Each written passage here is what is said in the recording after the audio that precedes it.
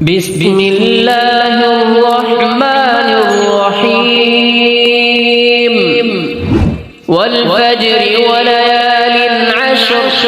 والشفع والوتر والليل إذا يسر هل في ذلك قسم لذي حجر ألم تر كيف فعل ربك بعاد إرم ذات العماد التي لم يخلق مثلها في البلاد وثمود الذين جابوا الصخر بالواد وفرعون ذي الأوتاد الذين طغوا في البلاد فأكثروا فيها الفساد فصب عليهم ربك سوط عذاب إن ربك لبالمرصاد فأما الإنسان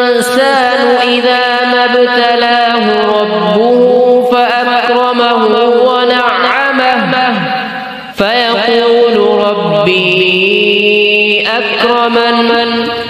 وأما إذا ما ابتلاه فقدر عليه رزقه فيقول ربي أهانن كلا بل لا تكرمون اليتيم ولا تحاضون على طعام المسكين وتأكلون التراث أكلا لما وتحبون المال حبا جما كلا إذا دكت الأرض دكا دكا وجاء ربك والملك صفا صفا وجيء يومئذ بجهنم يومئذ يتذكر الإنسان وأنى له الذكرى يقول يا ليتني قدمت لحياتي فيومئذ لا يعذب عذابه أحد ولا يوثق وثاقه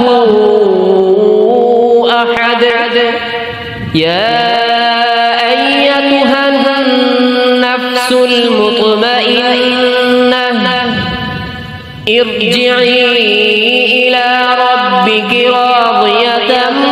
مرضية فادخلي في عبادي وادخلي جنتي